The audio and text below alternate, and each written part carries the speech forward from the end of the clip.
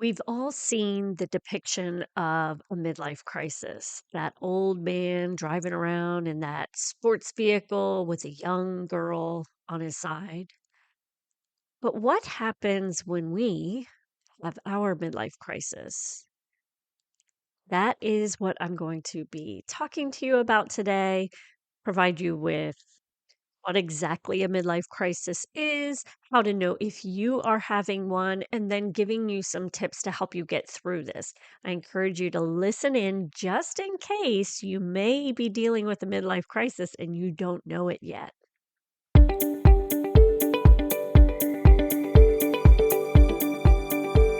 Welcome to Moving Through Midlife. I am your host, Courtney, a personal trainer and movement specialist who wants to help you move through midlife with more grace. Each week, we will discuss ways we can show up better for ourselves and our children without the burnout. We will focus on overall health through habit stacking to help increase energy, provide movement snacks to help you move more throughout the day while also moving your body more, and learn from professionals on moving through midlife with ease so that you can feel confident with aging gracefully. Grab your earbuds and join me on a leisurely walk while we discuss moving through midlife. The other day, I was meeting up with a girlfriend for lunch. We hadn't seen each other in a while. This is a friendship of mine that I've known her most of my life, if not all of it. So she is someone that I can just pick up right where I left off. And we were discussing things that were going on in our life. And we both kind of were talking about like different changes, things that we were feeling, and how, as we have gotten older, we look at things a little bit differently. And I mentioned something about a midlife crisis, and she kind of pushed back against that word. And I'm not one of those people who has a lot of feelings around words. I know there are definitely people out there that do that, but I don't feel very weighted down by anything that I may say. So, therefore, the word crisis doesn't really resonate with me in any particular way.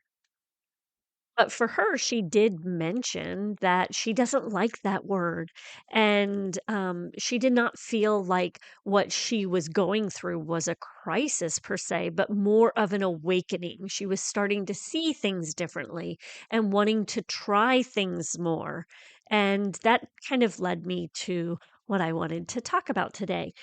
As I've noticed, so many of my friends are in this point of their life where they're making big changes. They are making career changes. They are pushing away from certain friendships that they may have had, or even friends that have dealt with an illness and ended up getting a divorce during that period of time as well. So let's define exactly what a midlife crisis is known to be. It states that a midlife crisis is a period of transition in life where someone struggles with their identity and self confidence, usually occurring between the ages of 40 and 60. And this term was coined by the psychoanalyst Elliot Jacques in the 1960s, and he noted that patients in their mid to late 30s seem to go through a depressive period and sudden lifestyle changes as they confronted the idea of their own mortality. And I do feel that this is pretty accurate information, although I do think there are different extremes of this. Some are, if we think of that bell shaped curve, there's going to be most people right in the middle with what they're dealing with during this time, and then the extremes on either side. And what I've noticed is that there tends to be a lot of similarities amongst my friends where there are certain things that of create this feeling. That would be once all of their children are in school and don't need them as much. Maybe not only are they going to school, but they're in after school programs as well. So the time being needed at home with their child has changed. So now they're trying to figure out, so if my identity was to be that stay-at-home mom, what is next? Where do I go next? Also, the ones that have been maybe diagnosed with some form of cancer or disease, where they start to look at, like the information stated, look at their own mortality and realize that the life that they were currently leading was no longer serving them, and that they wanted to feel more fulfilled in their life. So then they decide to change their career or get a divorce and take a different path. Or again, friends who have lost their parents tend to deal with that same mortality as well, where they're seeing, once your family member passes away, it really kind of brings light to what's next for me. And I only, this could happen to me. Usually, what I see is friends kind of figuring out, like, oh, that's only 30 years from now for me. And that kind of creates that realization and leads them to make a decision that they don't want to continue the way life is right now. So for me, I do feel like this is, you have the crisis, you have the situation that occurs. It doesn't mean you are going through a crisis, but the crisis occurs, whatever that may be. You go through the realization of where you currently are, and then you go through an awakening period. And I thought of how it's kind of like a caterpillar to a butterfly. So we're going along as this caterpillar moving through, and then we realize that whatever was serving us before is no longer serving us. And that's when you take that time to kind of rest, reflect, and determine where you want to go from there. And then the awakening occurs when you come out of that cocoon and make that change and live differently. Like I mentioned before, this is a spectrum. We all are going to hit this differently. Some of us are going to do and make huge changes, but then others may not, it might be slight shifts, and that's all normal. What I wanted to really talk about today is how you can move through this time to figure out what is next and be more comfortable with this whole in between phase, because I think the in between phase is more than the actual crisis itself. If I think about this from watching others, I think the in between phase, that cocooning phase, is where it can be harder because you're trying to figure out what you're supposed to be doing, or what you want to do, or how you want to live this next phase in life. And there's a few things that I notice for myself that I'm doing, and then also just researching, that can make this transition period a little bit easier, to where you're able to kind of find what it is that you want to move into next.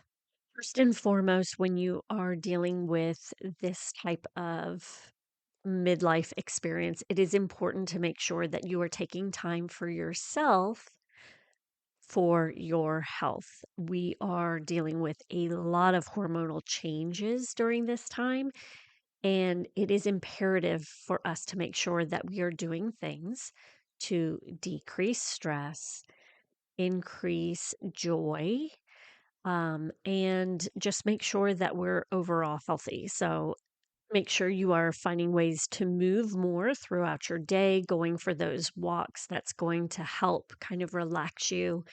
Make sure that you are eating nutritious foods. I don't care so much about the foods that you may be eating, other than the fact trying to get a lot of variety and a lot of fruits and vegetables. Those are going to help decrease inflammation, which is going to help you get through stressful periods of time a little bit better. So is that movement. That movement also is going to decrease cortisol levels, which is going to help you. get through those stressful times better. Getting out in nature, that is imperative during this time. Seeing that sunlight first thing in the morning is going to help get that cortisol level appropriate so that you get that melatonin push at the end of the day as well. Taking time for yourself in self care. And this doesn't mean you need to be getting in the bubble bath or anything like that. It's more finding something that brings you joy on the daily.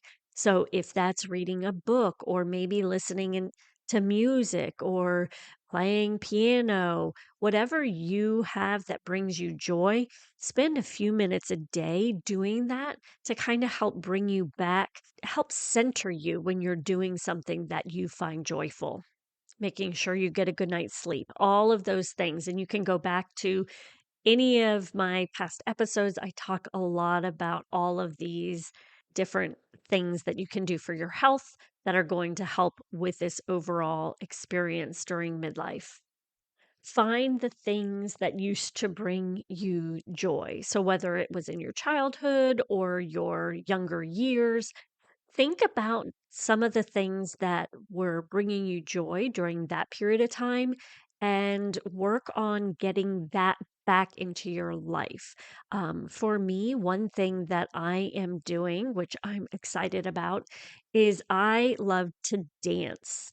And, I spent 15 years of my childhood dancing, and I don't dance anymore. I mean, I watch my daughter dance, but I'm not dancing myself. So I purchased this program that kind of helps guide you through different dances.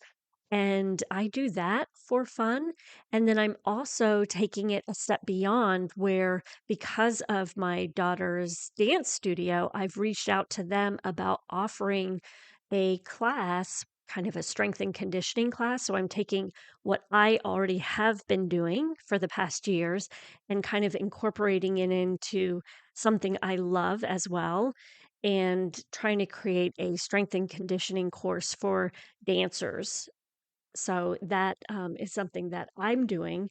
And, think about things like that that you can do as well to kind of bring that joy from those younger years into your current life. Next, don't be afraid of this next phase in life. Don't look at it like you're getting close to the end, which I know it can be difficult sometimes to think about it that way. But get curious. Think about what's an avenue maybe that you would like to learn more about and start implementing that into your day. I love to cook. So for me, and I love to cook and bake. And for me, one thing that I started to do, which I know I'm behind with this, but I started working with sourdough, and that has brought me a lot of joy. It has really helped me to be in the moment more because when you're working with bread or baking or anything like that, you really have to be focusing on what you're doing at that time. So, just I would encourage you to think about things like that, where you're getting curious about different things. Another thing that I'm interested in is photography. I've always wanted to learn more about photography. So this is a time when start you can start to explore different things. Doesn't mean you have to change careers or anything like that. Doesn't mean you have to divorce your husband. Just look at things, get curious about the different things and see if you can find joy or fulfillment from some of these things that are new, these new experiences. And that is one thing I would say as well for those of you that may be struggling, because this is a point when we tend to start to reflect on our past and we start to ask ourselves, what if we had done things differently? The more I think about that kind of stuff, the more I realize that it always could be done differently. But the way you did it was the way it was meant to be for that moment. So you can't get down on yourself for something that you may have done. We are constantly being challenged and given opportunities to make decisions with. and we have to make them for that moment. And that is the opportunity to learn. That is where you're learning from. That is where you're learning, did I make the right decision? Did I make the wrong decision? And then changing that and growing from there. Yes, you can reflect and look back, but realize that where you are right now is where you're meant to be. And like Alicia mentioned last week in our conversation, that if you're looking for your purpose, you will find it because it's going to continue to kind of up on your shoulder until you lean into it. You're not going to completely miss it. So don't worry about not finding what you're truly meant to do. It will continue to nudge you in the right direction. If you are feeling lost and confused and know you're meant to do something different or feel like you're being drawn to do something different, I would encourage you to find a way to kind of look into your life more. And depending on your spiritual practices, your religious practices, it's going to look different. So I'll give you some that have worked for me. You could go into scripture, speaking prayer and speaking to God and trying to determine that way. You could also go into human design. Gene keys can be interesting. And honestly, by by doing both of those, you may find some peace. I know for myself, if you've heard one of the episodes with Stacy, that was episode 92. She spoke about human design, which led me to the gene keys. And for me, it really expressed how I am on the right path because it speaks about how food is very important in my life and that it is a symbol of what I am all about. The fact that I'm able to cook food for the people I love, which I found personally fascinating because that is truly one of my love languages is being able to feed my family. I adore doing it. So when I read that, it really made me feel like I'm doing what I'm supposed to do, even if that's not my job per se. So I would say, looking into something like that, whether it be through scripture and prayer or doing something like the personality tests or the gene keys or Myers-Briggs, things like that, that kind of can help guide you and lead you to seeing what is already there within you.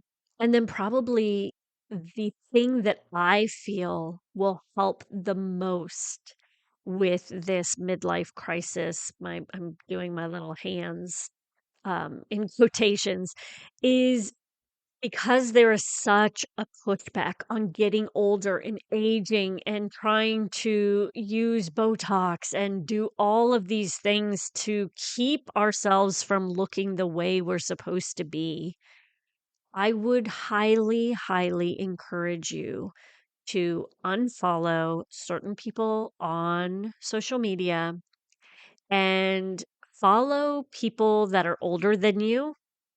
Highly recommend you do this or about the same age as you so that you get yourself out of the comparison mindset.